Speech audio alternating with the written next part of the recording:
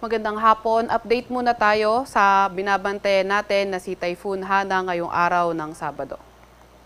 Ito ang si Typhoon Hana. Huli nating namataan kanina alas 4 ng hapon sa layong 375 kilometers east-northeast yan ng Itbayat, Batanes. Nagtataglay ng lakas na hangin na 140 kilometers per hour at bugso na abot sa 170 kilometers per hour. Kumikilo sa direksyong west-northwest sa bilis na 15 kilometers per hour. At dahil nga sa epekto nitong si Typhoon Hana, asahan natin yung rains with gusty winds sa may Batanes area. Sa areas naman dito, sa may Ilocos Region, Zambales at Bataan, asahan natin yung monsoon rains dahil sa southwest monsoon o habagat. Kaya posible sa areas na yan yung halos tuloy-tuloy na mga pag-ulan. Para naman sa areas ng Metro Manila, sa may Apayao, sa may Abra, Benguet, Tarlac, sa may Pampanga, sa may Bulacan, sa may Cavite, Batangas at sa may Rizal, asahan natin yung mga occasional rains dahil pa rin sa southwest monsoon. Sa area naman ng Antique, sa may nalalabing bahagi ng Cagayan Valley, nalalabing bahagi ng Cordillera Administrative Region, nalalabing bahagi ng Central Luzon, nalalabing bahagi ng Calabarzon at Mimaropa, sahan naman natin yung maulap na papawiri na may mga kalat-kalat na pag-ulan, pagkidlat at pagkulog. Sa nalalabing bahagi ng bansa, partly cloudy to cloudy skies, may mga isolated rain showers or thunderstorm naman tayo. Samantalang meron pa tayong isang minomonitor na bagyo na malapit sa ating area of responsibility, si Typhoon Shaula na dating si Goring, huling namataan 1,010 kilometers west-northwest yan ng extreme northern Luzon. Ito naman yung latest track nitong si Hana. So inaasahan nga natin na si Hana mag-move generally west-northwest o di kaya westward hanggang sa maglandfall siya dito sa east coast ng southern Taiwan tomorrow afternoon o di kaya evening. Then kapag ka-landfall niya, inaasahan nga natin na posible yung kanyang paghina and lalabas na ito sa ating area of responsibility by Monday morning. Paglabas nitong si Hana ng ating area of responsibility, pwede siyang maging mabagal o di kaya almost stationary habang patuloy siyang humihina and by late Wednesday o di kaya early Thursday, nasa tropical depression category na nga lang siya.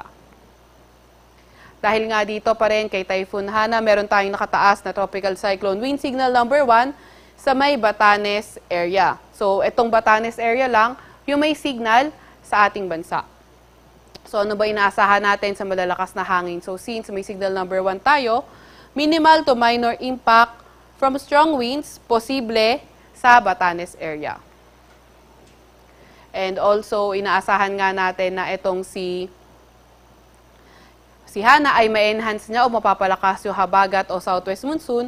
Kaya for today and tomorrow, asahan natin yung pabugso-bugsong malalakas na hangin, Batanes, Babuyan Island, Ilocos Region, Cordillera Administrative Region, Nueva Vizcaya, Zambales, Pampanga, sa may Bataan, sa may Aurora, Bulacan, Metro Manila, sa may Calabarzon, also sa may Mimaropa, Bicol Region, Western Visayas at northern portion ng Eastern Visayas. Then by Monday, sa may Batanes, Babuyan Island, Ilocos Region, Cordillera Administrative Region, Nueva Vizcaya, Zambales, Pampanga, Bataan, Aurora, sa may Bulacan, Metro Manila, Calabarzon, Mimaropa, malaking bahagi ng Bicol Region at sa may Western Visayas. Sa malalakas na pag-ulan, for tomorrow, 50 to 100 millimeters of rain posible sa may Batanes area. At dahil nga sa ating na-enhance na habagat, asahan natin yung 100 to 200 millimeters of rain today and tomorrow, Ilocos Region, Zambales, Bataan at Occidental Mindoro. 50 to 100 millimeters of rain naman, so posible for today, Metro Manila, Abra, Benguet, Tarlac, Nueva Ecija, Pampanga, Bulacan, Rizal, Cavite at Batangas. For tomorrow, sa may Metro Manila, sa may Abra, sa may Benguet, Tarlac, Nueva Ecija, Pampanga, Bulacan, Rizal, Cavite, and also sa may Batangas. For Monday, 100 to 200 millimeters of rain posible sa may Zambales at Bataan area, samantalang 50 to 100 millimeters of rain Posible sa Metro Manila, Ilocos Region, Abra, Benguet, Tarlac, Nueva Ecija, Pampanga, Bulacan, Rizal, Cavite, Batangas, Occidental Mindoro, Northern Palawan, kabilang na ang Cuyo, Calamian Islands, pati na rin sa may Antique.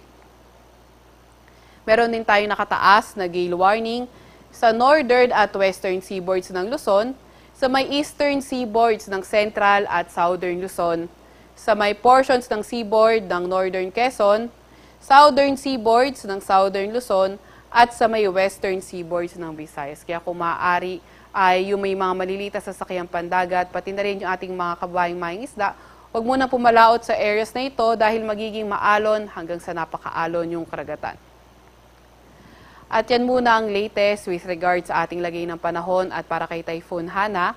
Huwag magpapahuli sa update ng Pag-asa. I-follow at i-like ang aming Facebook at Twitter account, DOST_Pag-asa. Mag-subscribe sa aming YouTube channel, DOST-Pag-asa Weather Report. At para sa mas detalyadong update, bisitahin na aming website pag-asa.dost.gov.ph. At yan muna ang latest mula sa Pag-asa Weather Forecasting Center, Veronica Torres.